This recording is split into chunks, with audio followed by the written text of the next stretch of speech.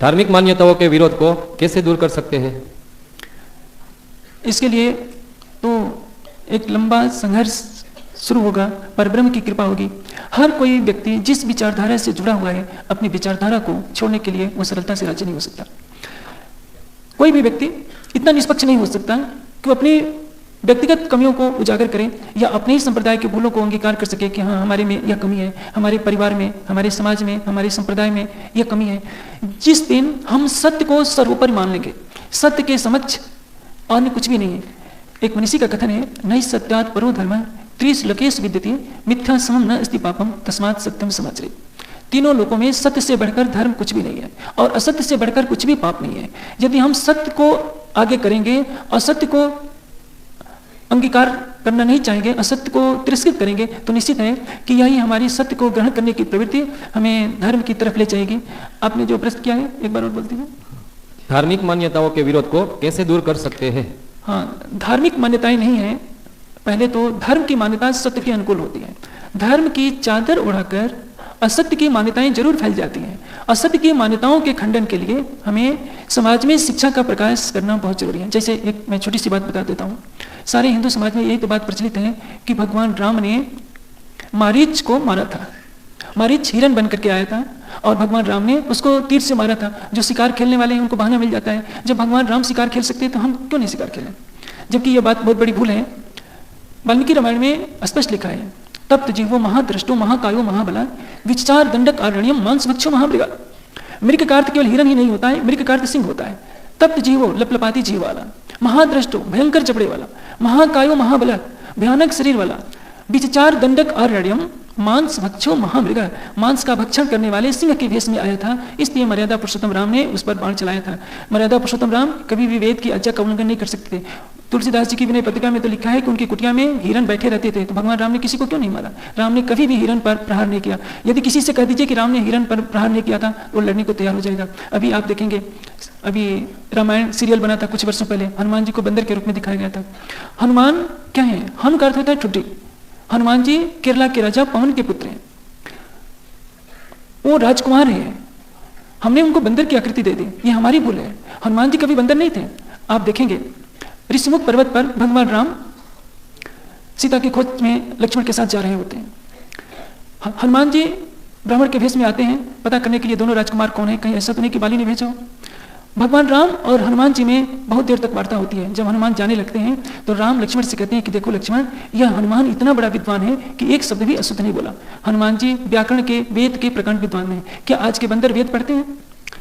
बाली की पत्नी जो मंदोदरी है, विश्व की 5 सर्वश्रेष्ठ कन्याओं में एक है।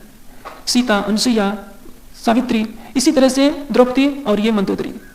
क्या कोई अपनी लाडली बेटी को किसी बंदर के साथ ब्याह देगा? यदि बाली सुग्रीव बंदर थे तो उनका विवाह एक मानव की कन्या से कैसे संभव हो गया? ये वानर नाम की क्षत्रिय जाति थी। जैसे जामवंत को क्या कहा जाता है? ऋक्ष। जामवंत ऋक्ष नहीं थे। जामवंत तो एक ऋषि का नाम है, एक बहादुर योद्धा थे जो दिन रात स्वाध्याय में लगे रहते थे। जटायु को क्या बताया जाता है? गिद्ध था। जटायु गिद्ध नहीं थे, वो तो जंगल में रहते थे, दशरथ के मित्र थे। जंगल में तप करते करते उनकी जटाएं बन गई थी, इसलिए उनका नाम जटायु पड़ गया था। हमने ऋषि मुनियों को किसी को गिद्ध बनाया, किसी को ऋक्ष बना दिया, किसी को बंदर बना दिया। आप भोले वाले हिंदू समाज से कहिए तो पत्थर मारने को तैयार होगा। इसलिए आवश्यकता है ज्ञान के प्रचार के। और मैं एक कट सत्य कहना चाहूंगा कि सबके हृदय में ज्ञान की ज्योति जलाना सबसे बड़ा धर्म का कार्य। योगेश्वर श्री कृष्ण गीता में कहते हैं, ईश्वर सर्वभूतानां हृदय से तिष्ठति अर्जुन।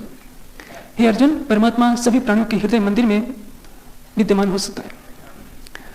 हम सबके हृदय में ज्ञान की ज्योति जलाएं, सबके हृदय में परमात्मा की छवि को अंकित करें, यही सबसे बड़ा मंदिर बनाना है। आज देखा जाए तो तिरुपति मंदिर का वार्षिक चढ़ावा 1200 करोड़ रुपए का होता है। सबरीमाला मंदिर जो है केरला में पड़ता है, मैं उसके पास तो गया हूँ, उसका सालाना चढ़ावा 700 करोड़ रुपए का होता है। यानी 1200 करोड़ रुपए एक मंदिर का चढ़ावा होता है। 100 करोड़ के 1200 विश्वविद्यालय हर वर्ष बन सकते हैं, या 2-2 करोड़ के 600 गुरुकुल हर साल हो सकते हैं जहाँ वेदों के शास्त्रों की शिक्षा दी जाए।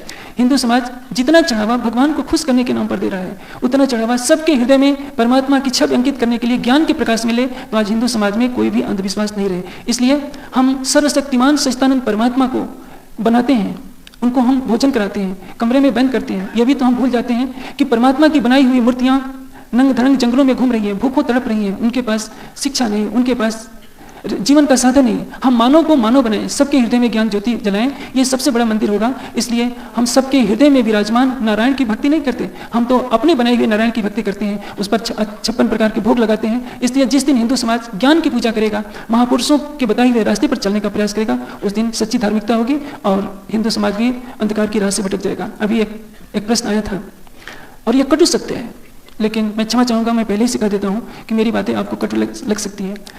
पूरा वेस्ट बंगाल, बिहार, यूपी में जितनी लक्ष्मी पूजा, दुर्गा पूजा में खर्च होता है, गुजरात, महाराष्ट्र में जितना गणेश पूजा में खर्च होता है, एक हफ्ते के लिए पूजा करते हैं, फिर पानी में बहाते हैं। यदि हिंदू समाज उस धन को इकट्ठा करके केवल ज्ञान के प्रचार में लगा दे, सारे देश में ज्ञान की ज्योति बहने लगे, तो कल्पना कीजिए इस देश में कहीं भी अज्ञान का नामो निशान नहीं रहेगा। हर व्यक्ति परमात्मा के स्वरूप को समझने लगेगा, हर व्यक्ति सच्ची आस्तिकता पर केंद्रित हो जाएगा, हर व्यक्ति में ज्ञान का प्रकाश हो जाएगा। इसलिए मेरी बात किसी को कड़वी लगती हो तो मैं क्षमा जरूर चाहूंगा, लेकिन ये कहीं बिना नहीं रहूंगा कि हमारा यह कार्य कहीं ना कहीं वेद के विरुद्ध है, धर्म के विपरीत है। हाँ, जरूर जिससे व्यवसाय जिनका चलता है उनको अच्छा लगता है, लेकिन इसके लिए वेद आज्ञा नहीं देता, गीता आज्ञा नहीं देती, वेदांत दर्शन आज्ञा नहीं देता, और नहीं किसी ऋषि और मुनि ने कहा है। हिंदू समाज जब तक ये भूल दोहराते रहेगा तब तक वो संप्रदायों में बट कर लड़ता रहेगा, एक परमात्मा की भक्ति से दूर रहेगा और कहीं ना कहीं अंधविश्वासों का शिकार होता ही रहेगा।